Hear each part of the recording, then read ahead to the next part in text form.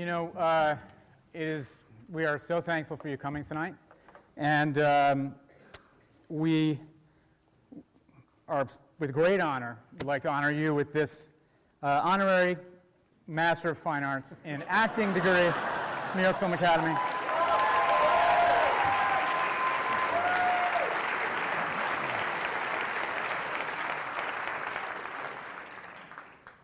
Now it says here, Oh no.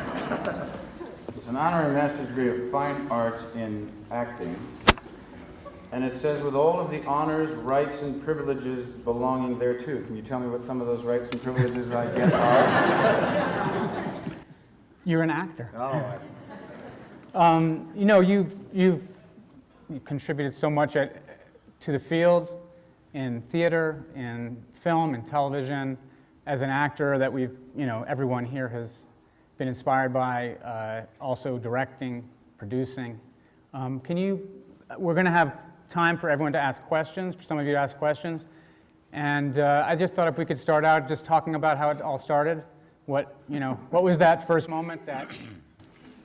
well, I think I always knew that I wanted to be an actor. From really my earliest sort of conscious memory of that was when I was about 8 years old. And my mother, of course, would have said that I was acting when I came out of the womb. But I always knew I wanted to be an actor. And so I got very lucky to get involved in my junior high school drama class and then my high school drama class. I was the drama geek that you all made fun of in high school. And I started experiencing what it was like. And I think for the most part, the thing that I am so grateful for and why it's so important for me to be able to come and have these kind of experiences is because I grew up at a time in Los Angeles when there was a lot of money in schools for arts. And the kind of programs and experiences and workshops and seminars and Q&As and having a chance to go see professional actors on stage. I mean, I saw in one season Katharine Hepburn in a play, Richard Thomas in a play, Richard Dreyfuss in a play. And we would sometimes get to do workshops with the talent. And there are two, for me, seminal memories and moments that were the beginning for me. And the first was when I was 13 years old.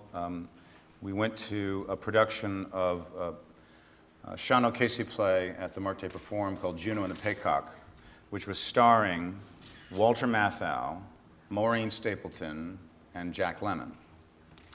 And we got to do a workshop that was being run by Jack Lemmon in the morning, and then we were going to see the matinee of the show. And we had to do scenes from Juno and the Paycock.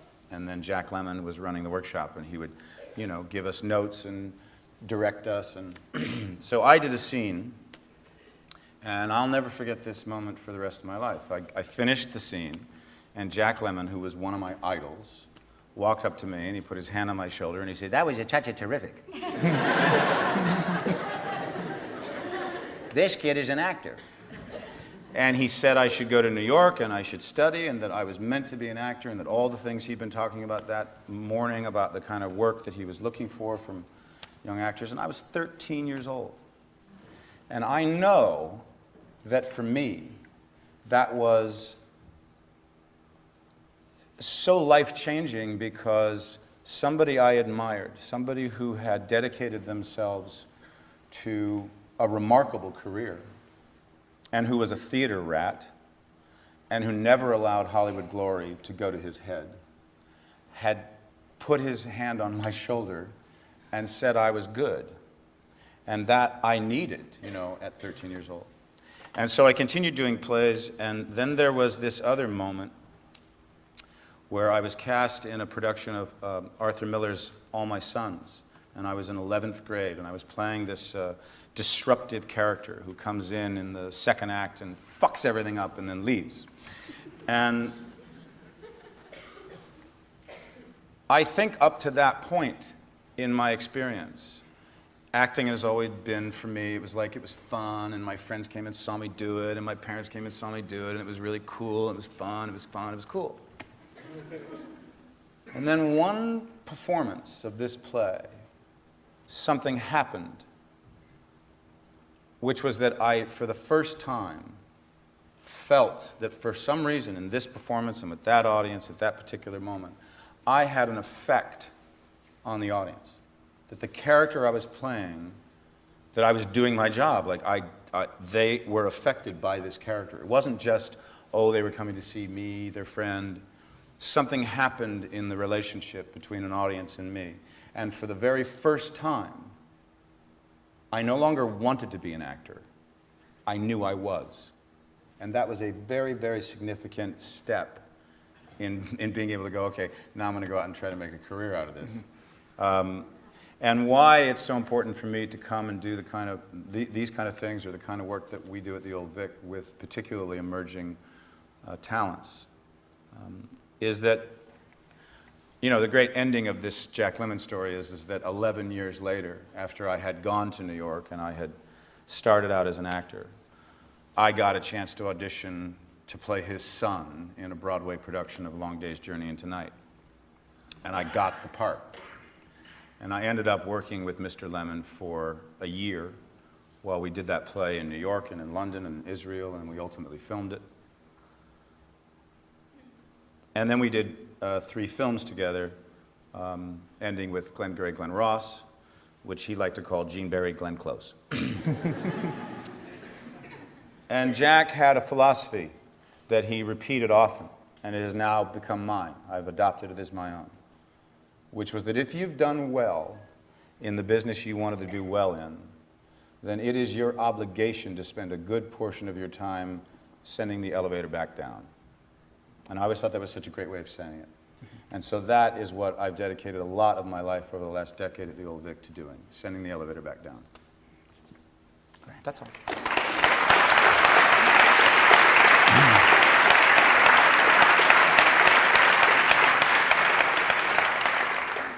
We have with our students here are actors, becoming actors, directors, cinematographers, producers, screenwriters, photographers, animators, even some journalists here.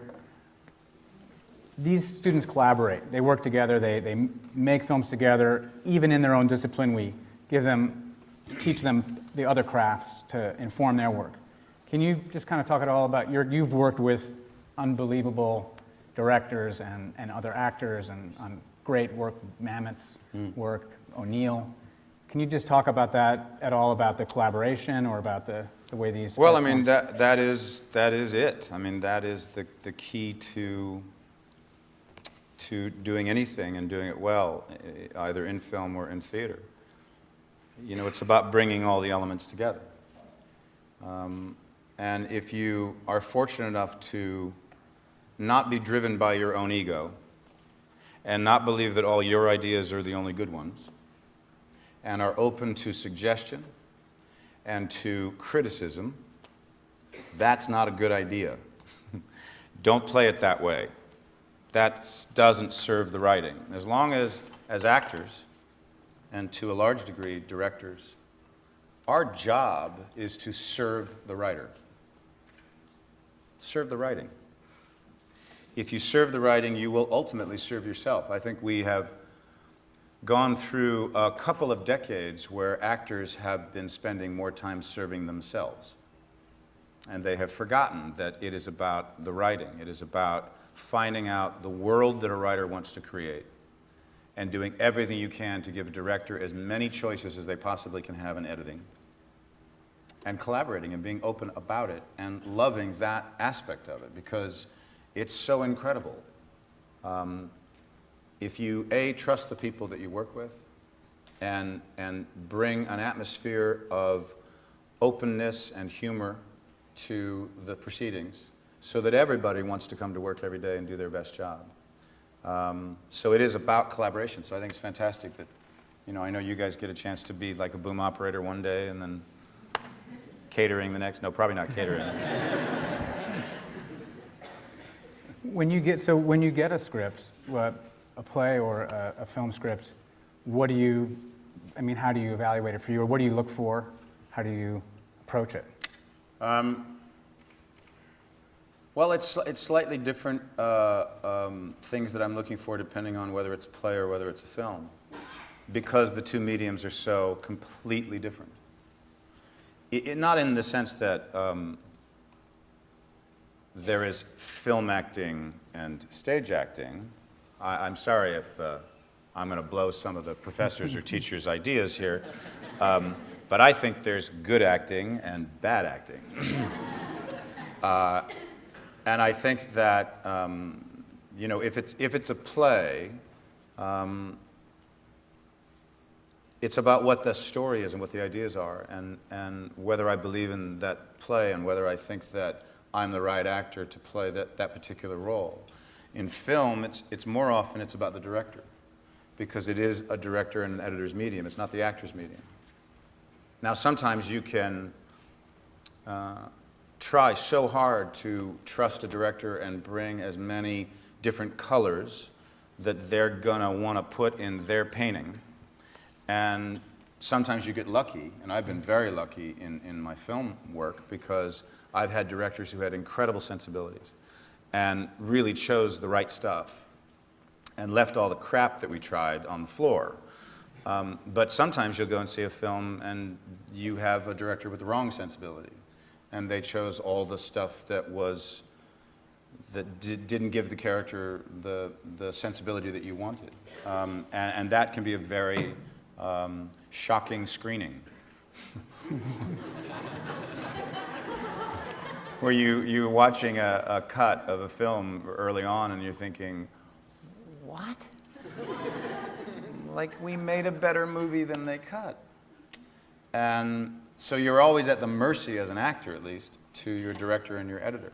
But as I say, I've been more fortunate than not in having incredible collaborators who we all set out to tell a particular story, and we managed to bring all the elements together in which to be able to do that. Okay. I've lost you already. No, you haven't lost me. I'm just deciding when I can release it to the audience to ask Oh, we a can question. release it any time.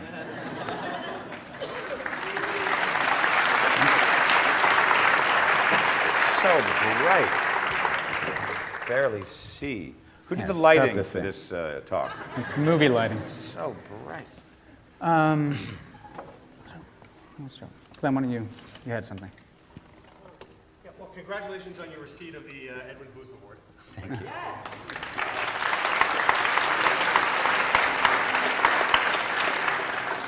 Some of our actors here have an opportunity to do short plays. We do a short play series on the stage over there, and they have an opportunity to, John Martello takes them on a tour of the facility, and they understand the rich history involved in that.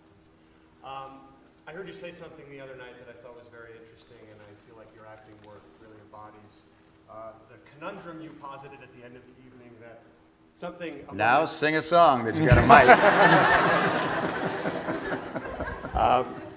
That it's possible for a moment at the same time to be both true and false. Yeah. And I feel like a lot of your work embodies the successful exploration of opposite choices. Can you talk a little bit about that? Yeah, I'll talk about, in the context of when I got the Booth Award the other night, which for me was incredibly moving, and I felt so honored because it makes me feel like I'm a part of a continuity, because in 1996, I was in that room when we gave it to Jack Lemmon.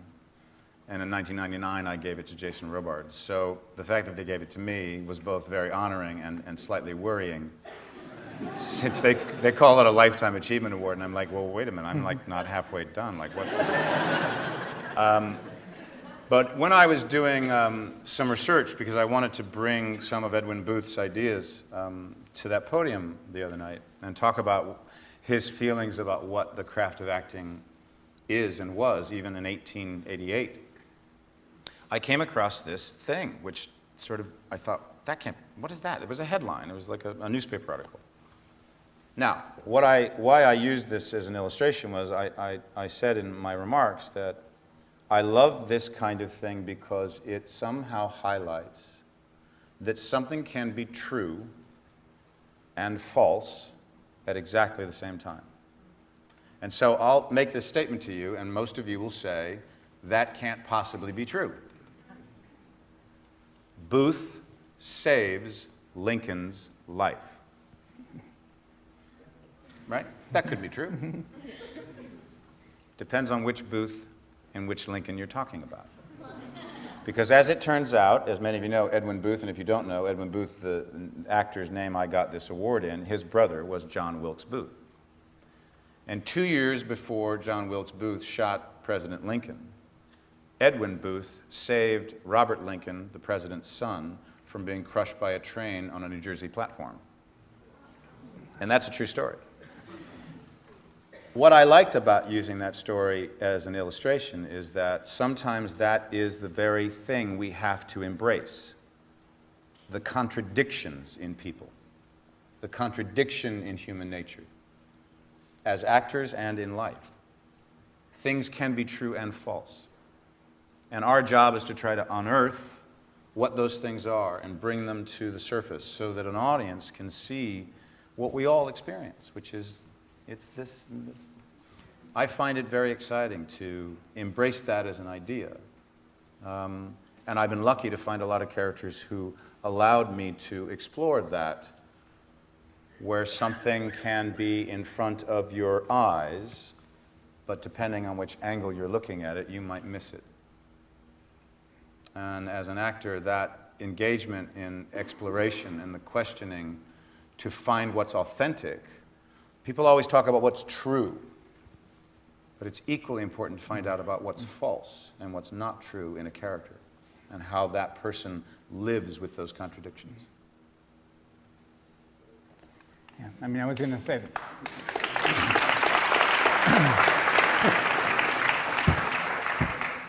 You don't have to applaud, trust me. It's the authenticity, actually, that when I was thinking about some of your work, like Glenn said, I felt that you can see complexity that whereas often we're told, you know, pick an objective, that's what that character wants, that's it, you go for that, keep it simple. But what's amazing about so much of your work is that complexity, contradictions, and that's authentic to our experience of life. And I think that's seems very unusual in the way this work is often approached, that it's okay to have that. Yeah. Do we have another question?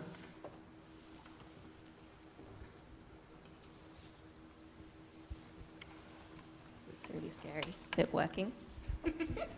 Hi. All right, tell us a joke and then ask your question. No, I'm just kidding. Do I really have to?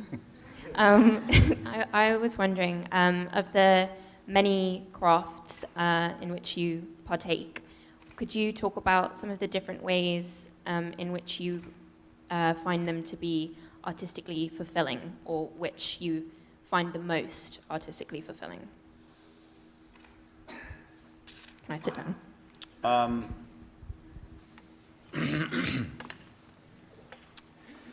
I think I'll tell you what I find the most artistically fulfilling, and then I'll probably change my mind.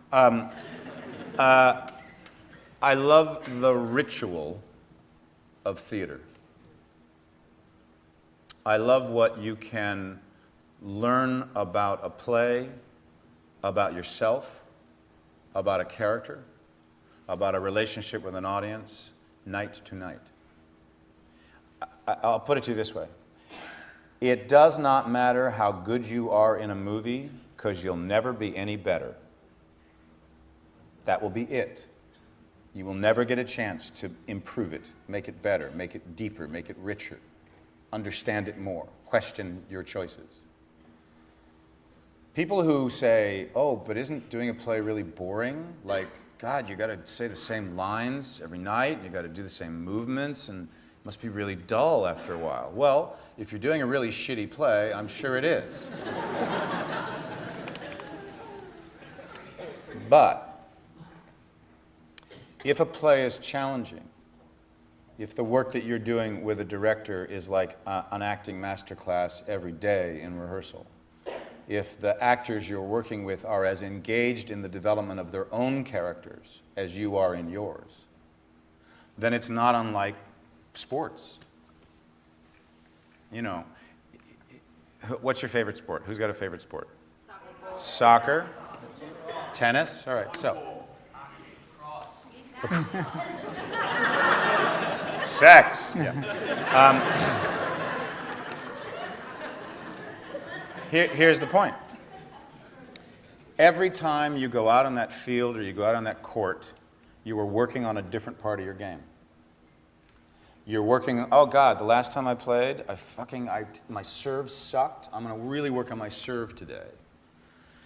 It also, the difference between that game will be who you're playing against, because you have a partner. And the other major thing about how incredible it is to do a play night after night after night is the act of being watched changes it. I mean, if you go out on the tennis court with a friend and the two of you are playing together, that's a certain kind of game. But if 15 of your friends come with some beer and they're watching you play, it's a fucking different game. So imagine what it's like every night to come out in front of an audience this size or larger. And it's their first experience seeing this play. It's their first experience hearing it. And you're working on different stuff.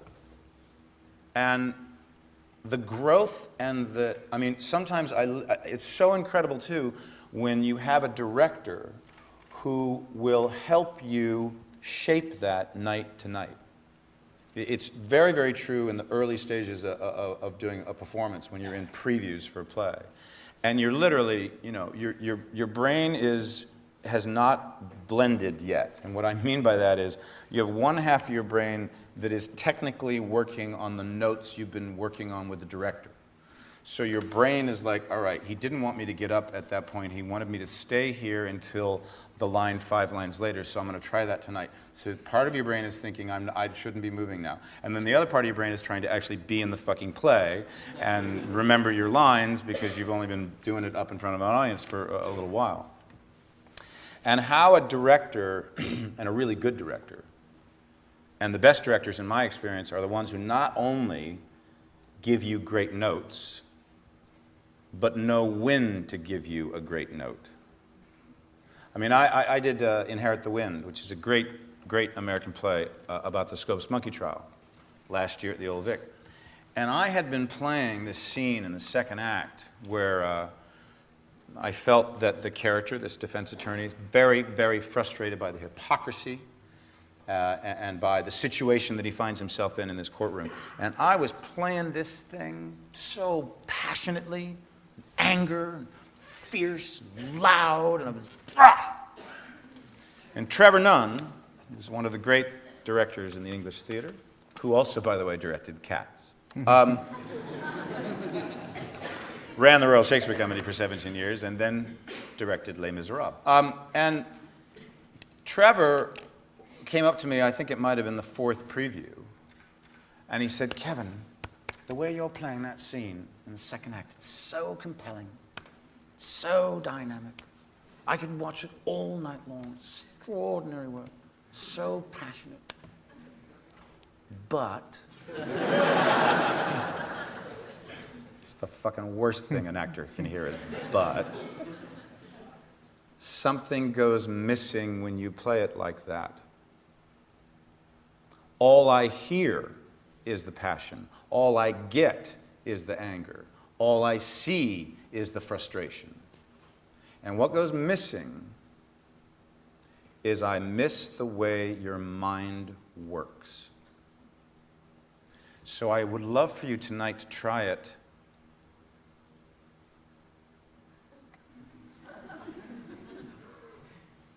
like this. And that night, I completely decided, you know, and by the way, it's not an easy thing to suddenly go, oh, I'm going to start playing this scene. By the way, I've been doing it like that for like 4 fucking weeks in rehearsal. And he'd never said anything to me. And that, herein, is my point, is that he was allowing me, in the course of those rehearsals, to fumble around, to make a particular choice that then I got very, very confident with. And sometimes directors don't allow actors to do that. And it makes a big difference when you can suddenly feel you're very confident with the choice you've made, and a director says, change it. If you're not confident with the choice you're making, if you haven't yet explored all the sort of areas of what that scene's about, and someone says, nah, try it this way, you're like, what the fuck? I can... But I'm not even know what I'm doing now. How can I do what that? What are you asking me? You know, you can fuck someone up because they're not ready to make that turn. And so it is so valuable to allow actors to find their way. Sometimes directors say too much. They want to show how fucking smart they are. I've had directors like, get the fuck out of my ear. Get the fuck out of my ear. Let me do my work. Let me find my way to a point where your help, your guidance will be at exactly the right point that will shift me in a different direction. Because actors will take direction. They absolutely will. But you have to have thought out what your direction is very clearly, and you have to make a very good argument for why someone should play something in a different way. Because actors will try anything, but not if you say, because I like it better that way. That's not a direction. That's an opinion. A direction is that, and that for me was a great moment, because changing that scene in the second act and playing that scene suddenly very quietly so that the audience heard the ideas that were being expressed. And yes, I didn't lose any of the passion. I didn't lose any of the intellectual belief in what I was saying. It was just being played in an entirely different way. And of course, that shifted other things in the play. And that's the great thing about what theater can teach you, is that a moment in Act Two that you shift and change, or suddenly an actor you're playing with starts doing something that they'd never fucking done before, and it's really fucking good. Like, where the fuck did that come from? You gotta respond to that.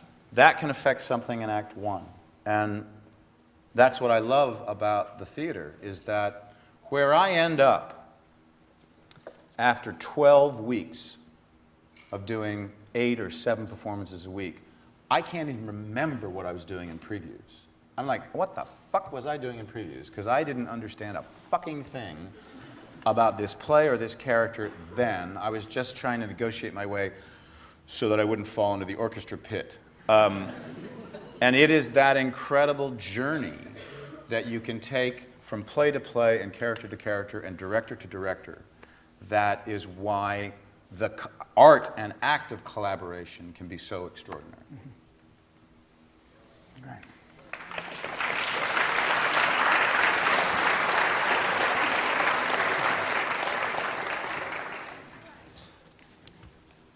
Yes, right here. I'm just coming out here so I can actually see you, because it's so bright. I can't see half you guys. I know it's going to drive you filming nuts, but fuck it. It was an audio recording we did, and... Hi. Hi. My name's Marcelle, and you're fucking amazing. My goodness. I gotta say that, sorry. And I'm doing screenwriting, and when I ask you, it's, you always have the impression that you really need to have a good idea. Once you have a good idea, to write it down, and the way you're gonna write, you can change like the first, the second draft, whatever. But it's for us, like for screenwriters. For you as an actor, when you take a script, when you read it, how do you know the script, like how the script can change your life? Not the way you just act, you know? When you are done, all you think like you are done. What do you think like later, okay, this movie changed my life. Like pass it forward. You know what I mean? Change your life, change mine. Well, experiences in being able to play characters or tell stories that can affect people. Yeah, that's pretty amazing when you feel like something you've done has actually affected people. People go, wow, that was, for me, it's very incredible when people stop you and say, that piece of work made a difference to me. what I find helps me, and what I find that I always want to stay open to, is that how playing a character can affect me. I mean, I can tell you, doing that play Inherit the Wind, I had played a version of that character in a movie that probably nobody's seen because it was on PBS, but it's one of the favorite things I've ever done, was called Darrow, and I was doing the life of Clarence Darrow, who the lawyer in that play is based on. And I can tell you that in those 7 weeks that I was shooting that movie, lumbering around in his ideas, in his thoughts, in his philosophies, actually changed my point of view about things, about life. You know, with respect to how do you get the idea and then write it, and well, you know, look, that's the big fucking mystery. I mean, Harold Pinter, who's probably one of the greatest playwrights that ever lived, wrote constantly about how he had no idea how he did it. He'd have an idea, and he wouldn't even know. He used to write his plays where he'd have character A, character B, character C. He hadn't even given them names yet. And he would write that way until he finally decided, oh, I should maybe call this person somebody. He had no idea how he did it. I mean, that's the incredible mystery of it. And the funny thing is there's no formula. I mean, we always think, you know, oh, you know, there's a way to do it, and so we go to school to learn how to do it, and we teach classes, and we blah, blah, blah, and there's a way to do it, and we read a lot of books. And then someone comes along and breaks all the fucking rules and does something that's miraculous in film or theater you never thought could be done, challenging, incredible. And they've broken the rules because they made up their own rules. And that's the incredible thing about theater or film, is you can do anything. And particularly in film. Film is even greater in that way than theater is. Because in theater, you could be watching, let's say I'm in a play, and I'm standing over here. You could be looking at me, but she could be looking at him. Now, if I had the choice, I don't think I'd be looking at him. But anyway, the point I don't know. Oh. I've got a few fans in here. But my point is that in theater, you can decide what you look at and how the play evolves to you depending on what seat you're sitting in, what angle you're at, and what you decide to look at. But in film, every single thing you look at or hear is chosen for you by a director, by an editor. There is no accident. And that's the great craft of great filmmaking, is those people that know exactly what you want to see or deny you want to see. You guys probably know this. I'm sure you've heard this great story. This just gives you a little illustration of how brilliant some directors are. There's a cinematographer named Billy Fraker. He shot Bullet. He shot Rosemary's Baby. And he told me this great story. He directed me in a couple of episodes of a TV series I did. And he told me this great story that when he was shooting Rosemary's Baby, they had a scene to do with Ruth Gordon in the bedroom of the apartment. And so he set up the camera, and it was like there was a door, and Ruth Gordon was sitting on the bed, and she was going to make a phone call. And so you could see her completely, and so he called Polanski in, and Polanski came in, and he looked through the lens, and he went, move the camera this way. And he went, why do you move the camera that way? And so he dollied the camera this way, and he went, no, a little farther that way. And he dollied a little farther, and he said, a little farther that way. Dollied, went, no, a little bit that way, yeah, okay. Now, at that point, all you could see was Ruth Gordon's shoulder through the crack of the door. And Billy Fraker said, I never understood why Roman wanted to shoot that scene that way until we went to the first screening.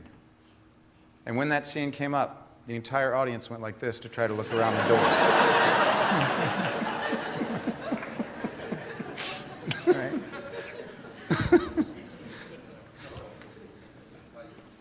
Is working? Yeah. I just want to know, how did you prepare for your character in Usual Suspects, Kaiser Sauce, and what was the experience on shooting with Bryan Singer? Usual Suspects was for me an incredible experience in lots and lots of ways. I had gone to a screening at the DGA in Los Angeles of a film that Bryan Singer and Chris McQuarrie had done called Public Access. And I don't know if you've seen it, but it's one of Bryan's first films. And I just knew, watching that film, that these were filmmakers. And at a reception afterward, I came up to Bryan and I said, you know, I'm an actor and I'm just, you know, I'm starting out, and, you know, if you ever, like, you know, needed an actor, you know, maybe think of me. and I had been in this TV series called Wise Guy, which was like one of the very first things I ever did. And it turns out Bryan said to me, well, we've actually been watching you in this series, and we're actually writing something with you in mind. And I was like, really? That fucking never happened before. And about 8 months later, I got this script. And I read it, and I was completely fucking confused. And then I read it again, and I was less confused, but I was still completely fucking confused. And then I sat down and talked to Bryan about it, and he was kind of brilliant on that film because he managed to convince every single one of the actors that they were Kaiser Soze. I remember when we saw the movie with the cast, and I remember Gabriel Byrne getting up from his seat and taking Bryan out into a parking lot and having a big argument with him. Because Bryan had convinced him that he was Kaiser Soze. And in terms of the preparation, I met with a couple of doctors who work with patients with MS. I wanted that to be very realistic and authentic.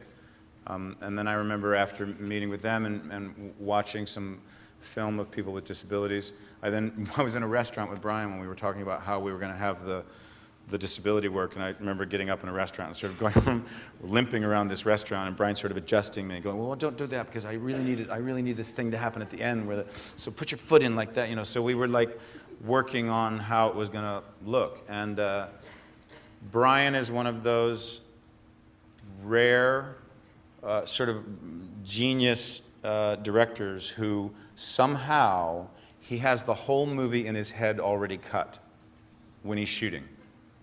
So he knows exactly what he needs, and he knows exactly what he doesn't need.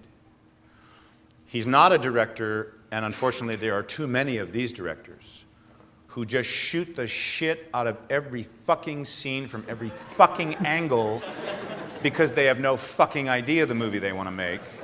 And so they'll get into editing with way too much fucking film, and then usually they're the ones that cut a really shitty movie.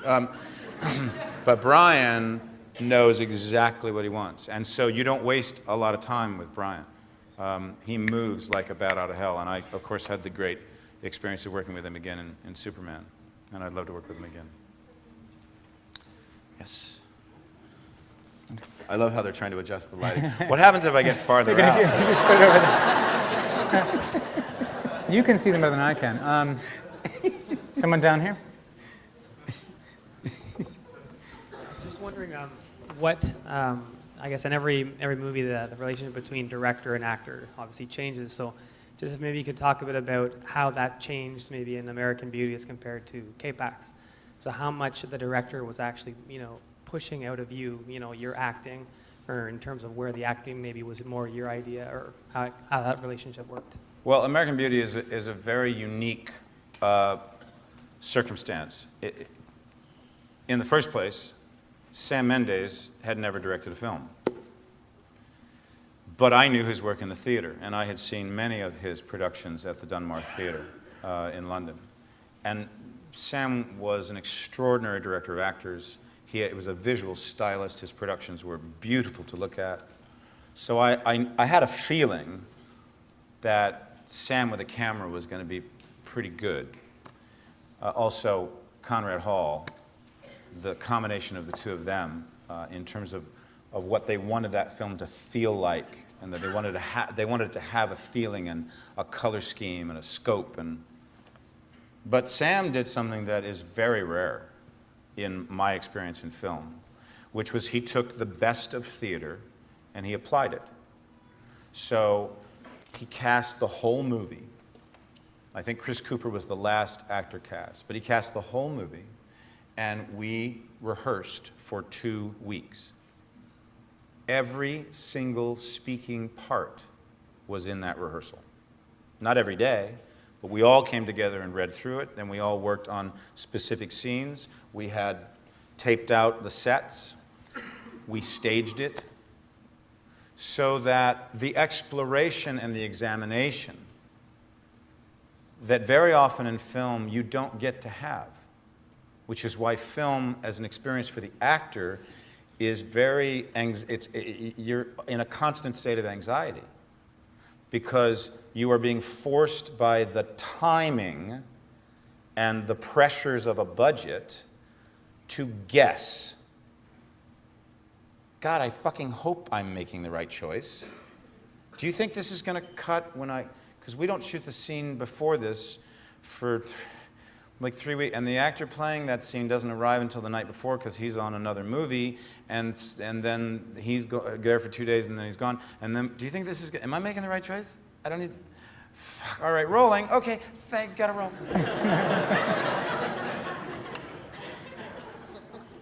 And it's one of the things that I constantly am arguing to producers and financiers and studios: fucking take the time to rehearse.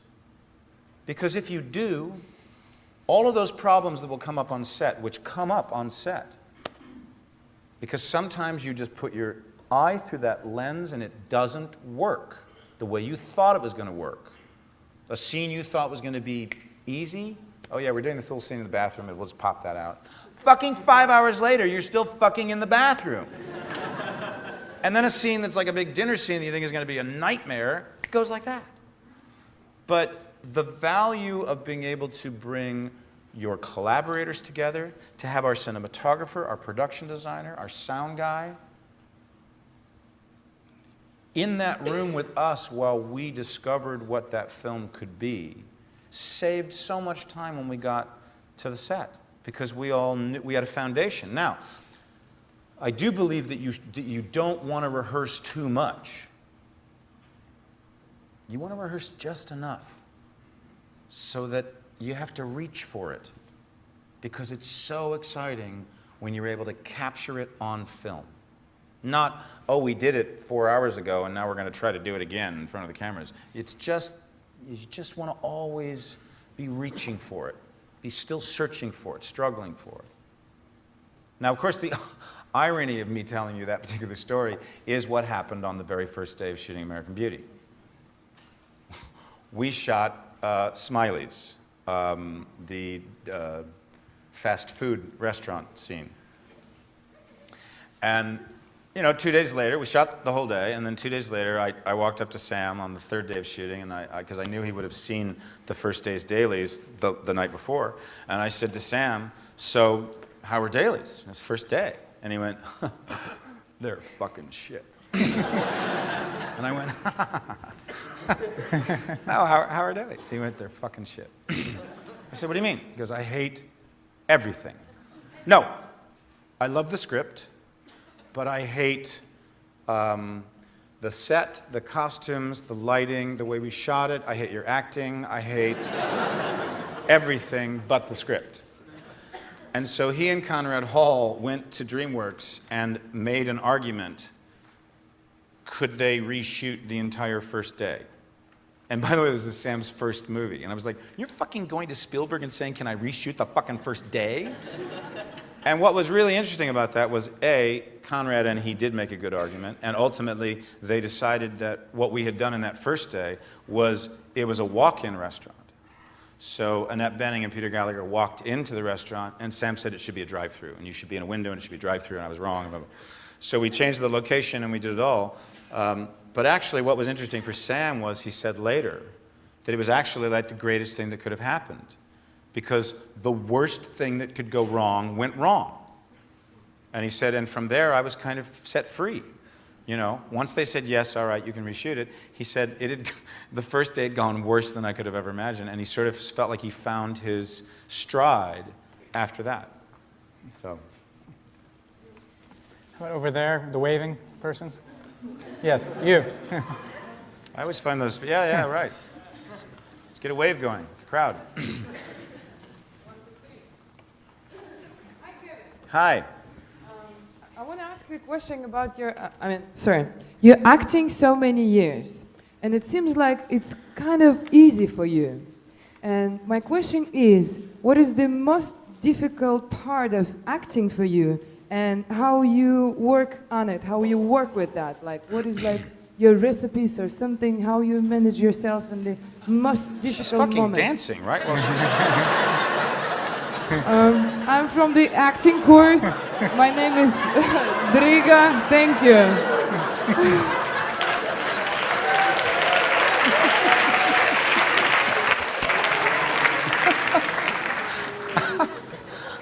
Well, thank you for that.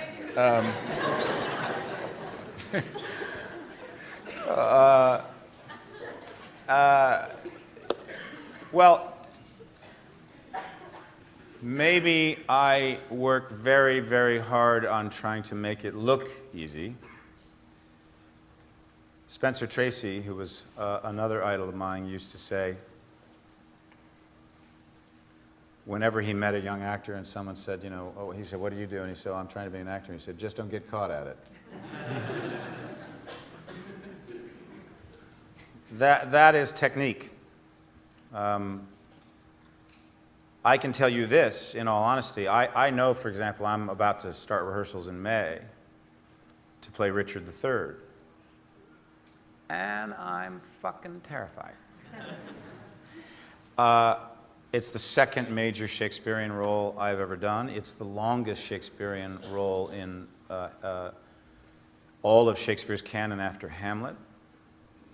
It involves a physical life that is going to be very demanding because he was deformed.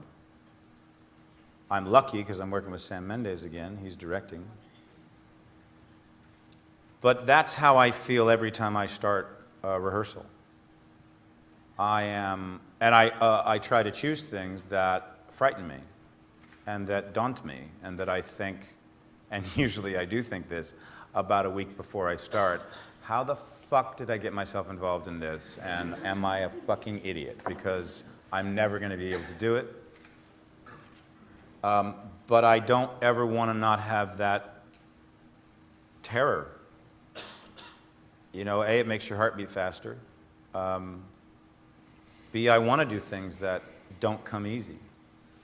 Now, that isn't to say that every now and then, because I happen to be a theater rat and I've moved to London now 8 years, I've been living there, that every now and then, yeah, you know, I'll do a gig because it feeds my theater habit, and it wasn't the hardest thing in the world to do. But that's not the bulk of my life. And it's usually not a lot of time out of my life. I don't know. I mean, that's the challenge, is I don't walk into a rehearsal having made many decisions, because I want the experience to be in the rehearsal room of discovering what it can be with my collaborators. And if I trust the people I work with, I know I'll get through that terror,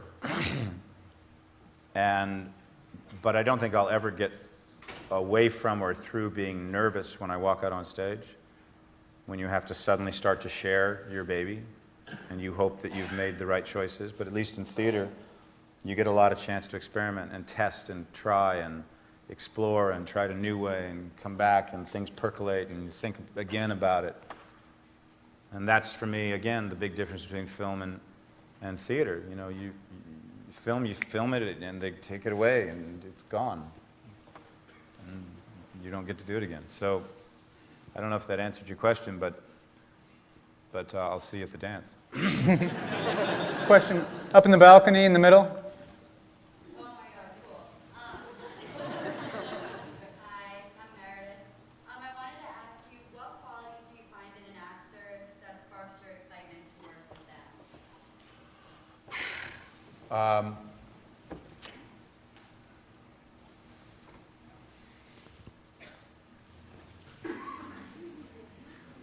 There's so many answers to that question. That's why I'm trying to answer it authentically. And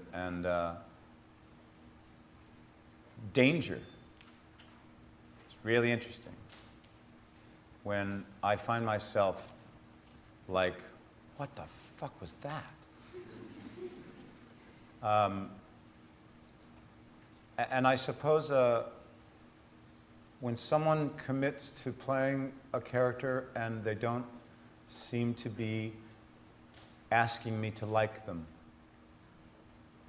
and it doesn't seem to be about the actor asking me to notice them, but it is about them genuinely committing to, you may like me, you may not like me, but I am who I am.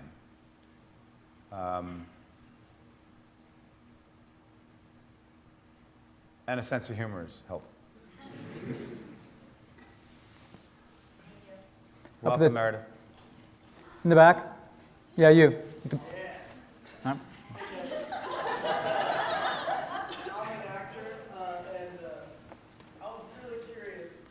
Do you, when going about developing a character in one life, do you stay in the role during the whole, like, whether it's a play and or film? Like, are you that person through the whole film? Like, do you stay in it or get out of it? And like, do you take things from your past, you know, like from your personal experiences and use that rather than, you know, making them up? I am an actor who really believes that when I take the costume off and hang it up, the character stays there. There are times when and it's usually when you're filming something, and you have to film something over a couple of days, that sometimes you have to stay in the same kind of emotional terrain. You can't have life get in the way, so you kind of have to stay in that place. But for me, I love the art of acting, and that's pretending. I'm not a method actor in that way, but I certainly use my own experience, and I use night to night how I'm feeling. I mean, there are times when a performance of mine will be really angry, and then another night where it will be something else. Because I believe that it's okay. Well, I'll tell you, I'll give you a story about how incredible it is that you as an actor can be thinking one thing and an audience can be getting something else. You can achieve how to play something even though you may not be thinking or feeling or playing what the viewer thinks you're playing. The example is this. Do you remember the movie Deborah Winger, Richard Gere, Officer and a Gentleman? Have you seen that movie? They're hot in that movie. I mean, they're hot. They are two people in love, and it's so incredibly sexy. And then I find out years later, Deborah Winger hated Richard Gere. She hated him. I mean, this was probably at a point when he was, you know, he was top dog, and who knows what he was like, but she hated him. Now, when someone asked her, well, how did you play? Like, that was incredible. You were, like, totally in love with him. She goes, no, no, no. I just hated him with so much passion. You couldn't believe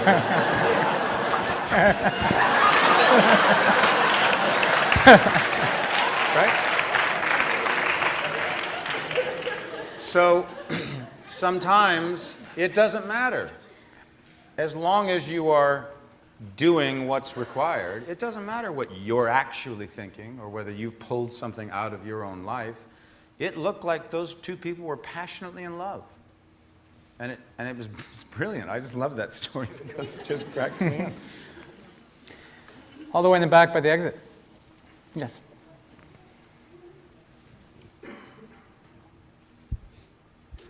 Hello. I was just wondering, here at the school, they keep on teaching us to sort of bring a little bit of our own personality to each character or scene that we play. I was just wondering how did you apply that to things like Bobby Darin or even Lex Luthor? Like, did you use that or a little bit of yourself for those characters? Well, I don't know how you can't use a little of yourself. and your own personality and your own way of viewing things and sensibility. I mean, you know, we can, in the right circumstance, take on another personality and truly try to become somebody both physically and emotionally that's very divorced from who we are. But it seems to me that you can't divorce your own life from having some effect on the work that you do. Yeah. Just time for a couple more, probably. Over here. Stephanie? I don't think I need a microphone. Hi. Hi. My name's Stephanie. I work here. I'm about to be that girl. Just warning you, because I have about 5,000 to 10,000 questions I could ask you about every single part I've ever seen you do. But I've kind of just imagined this for a very long time, and I think I speak for a lot of people here, but I just need to tell you, thank you for turning the light on for me, because you are the reason. You're my reason. So, cheers. Thank you very much.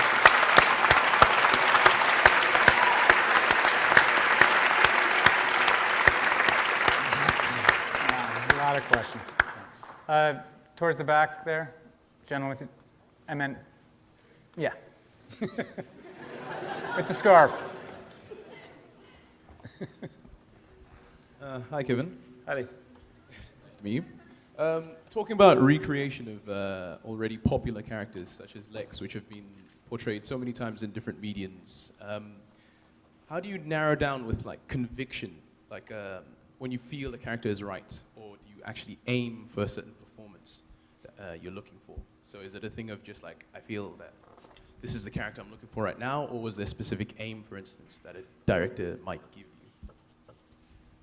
All right. This is the thing about a microphone. You can't be doing this. while you I do apologize. I'm not an I actor sort of myself. got kind of half that question, but not all. Did you get the gist? Are you saying, do I know when a characterization is right? Exactly. Or can you just feel it, like organically? Yeah, I'll tell you, you do feel it, but you feel it in theater in a way that you can't ever on a film set.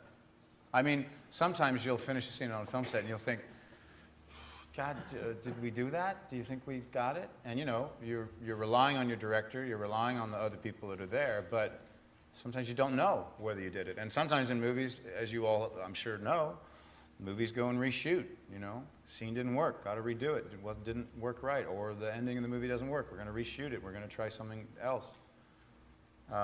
So expensive experimentation. But in theater, you absolutely feel it.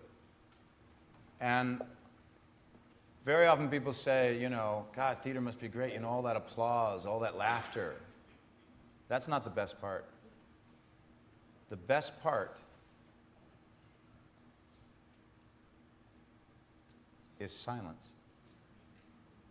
Because when you have 1,000 people who've been listening to a play, watching a play, and those moments that a writer has carved out that are the seminal, dramatic shifts, and you know you have 1,000 people on the edge of their seat, then you know you're doing your job.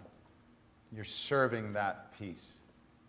And that's an incredibly exciting feeling. Now, sometimes you can have that kind of moment when you go and see a movie in a screening and boy, it's been scored and they've cut it and it's, wow, that's great. But as an actor, you never get to play the whole character in a movie the way you see it as an audience. You play little bits and pieces. You make thousands of choices. I don't even go to dailies anymore when I'm acting in a movie because going to dailies is very dangerous. You fall in love with moments. You think, oh, that's the one. That's the take. That's it, boy. We nailed that fucking scene. And then you go see the movie, and they fucking don't use that take. So I don't go anymore because I'd like to not know. I mean, I like to I like to just go and see it and go, wow, that director and that editor, they figured out how they wanted this character to evolve through the course of this film. It's not me doing it. I gave them lots of choices. They're the ones who scalp it, make it work. Sometimes they don't make it work. Sometimes they make wrong choices. But for the actor, you never get to play the part. They craft the part. But it's their painting. A few more? You all right? Sure. How about right in the middle? Blonde hair? Yes, another dancer. Yes.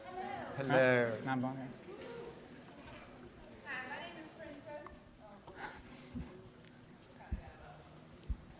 Hello, my name is Princess, and my question is in regards to the auditioning via stage and via film.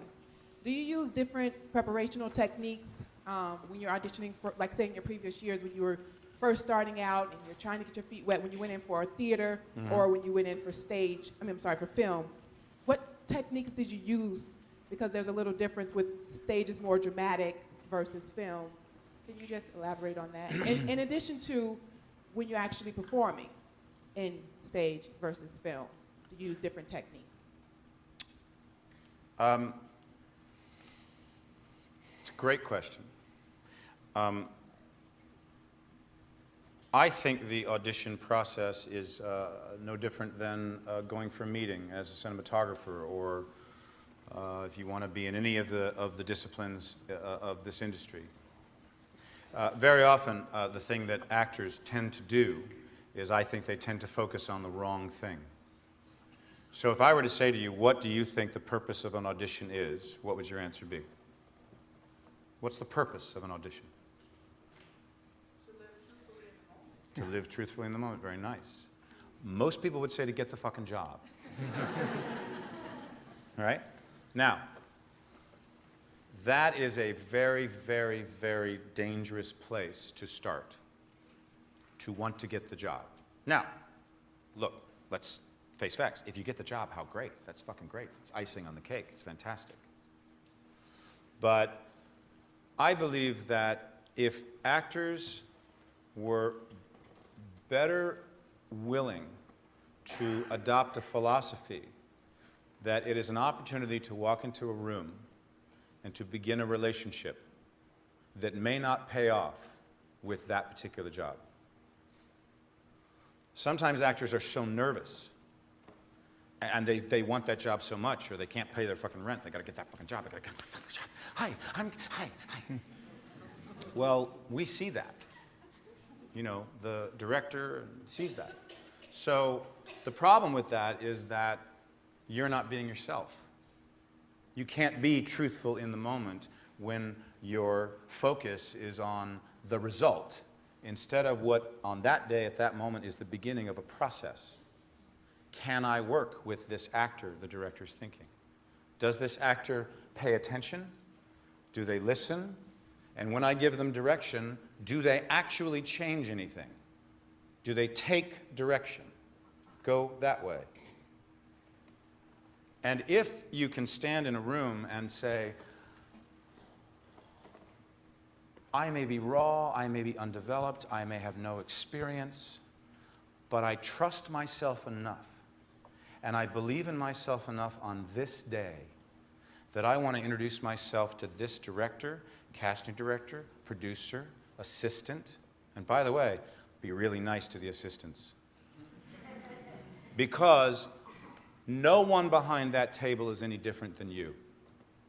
Everyone behind that table is just as ambitious as you are. That director wants to be doing better things.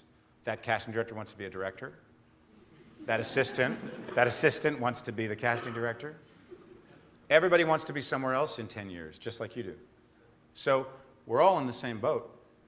And it's sometimes hard to believe this, no matter how rude they might be, no matter how, because some of them are just, they're dicks in those kind of situations. But my point is this, they're on your side because they have to cast this thing. And because people are fundamentally lazy, They'd rather be home smoking pot and watching TV. So,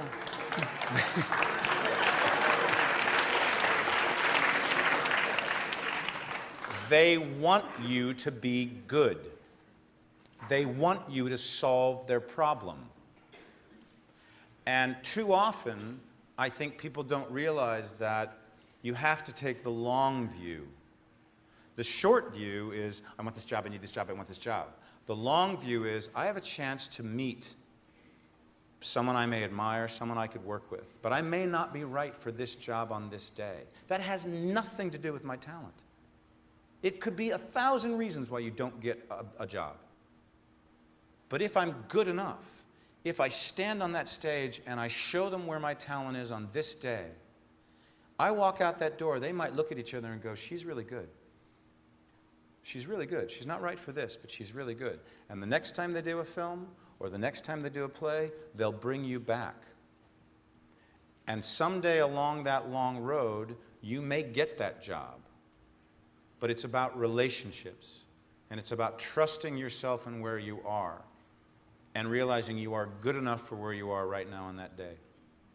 And I believe in the long view.